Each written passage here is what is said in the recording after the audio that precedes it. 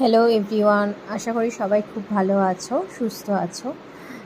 দিনটা আজকে ছিল তোমার গণেশ চতুর্থী। সকাল থেকেই একটা প্রচণ্ড ব্যস্ততা, গনু বাবা পুজো আজকে।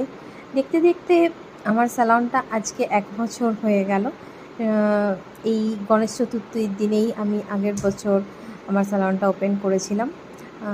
তারপরে দেখো রাত্রিরে যথারীতি সারাদিন ব্যস্ততা, পুজো টুজো কাটি। রাত্রিটির একটা আলাদা রকমের সেলিব্রেশন আমাদের ছিল, সমস্ত ক্লায়েন্টদের ইনভাইট ছিল। সেই পারপাসে তোমার একটা কেক কাটিংয়ের একটা ব্যবস্থা করা হয়েছিল। যেহেতু 1 বছরের জন্মদিন, তো কেক না কাটলে কী করে হয়।